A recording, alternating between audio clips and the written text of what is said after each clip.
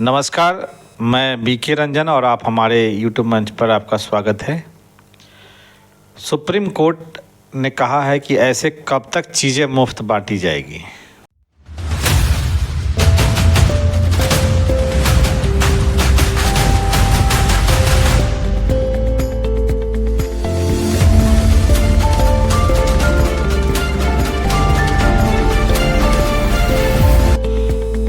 नमस्कार, जय बिहार।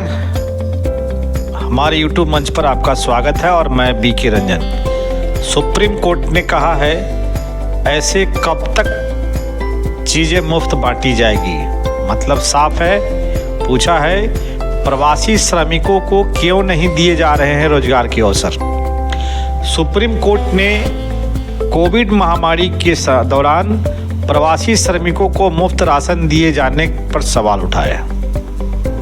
कोर्ट ने रोजगार के अवसर पैदा करने और क्षमता निर्माण किए जाने पर जोर देते हुए पूछा है कब तक ये मुफ्त की सुविधाएं दी जा सकती है। जस्टिस सूर्यकांत और जस्टिस मनमोहन की पीठ ने उस समय चकित रह गई जब केंद्र ने शीर्ष अदालतों को बताया कि राष्ट्रीय खाद्य सुरक्षा अधिनियम 2013 के तहत 81 करोड़ लोगों को मुफ्त राशन दिए जा रहे हैं।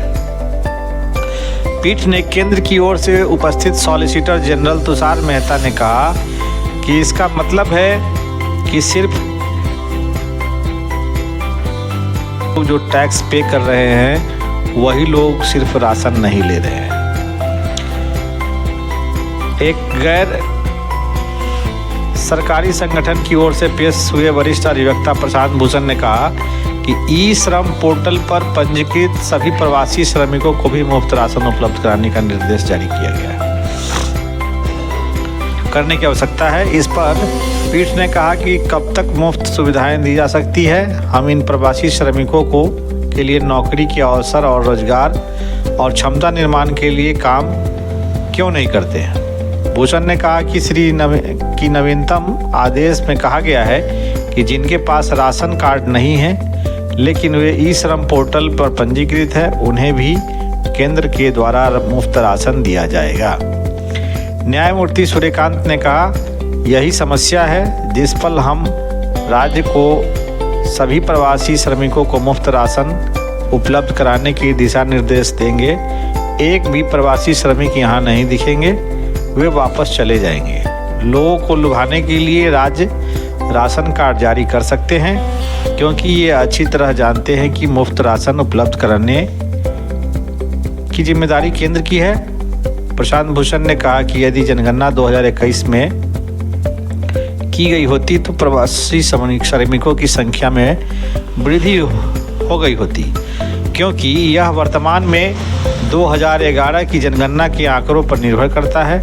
पीठ ने कहा कि हमें केंद्र और राज्य के बीच में विभाजन पैदा नहीं करना है चाहिए, अन्यथा यह बड़ी मुश्किल हो जाएगा। अब इस मामले की विस्तृत सुनवाई 8 जनवरी को होगा। जाति जनगणना के राष्ट्रीय संयोजक राजनारायण जी जाति जनगणना के महत्व को देश भर में घूम घूम कर बताया, समझाया लोगों को कि जाति जनगणना क्यों आवश्यक है।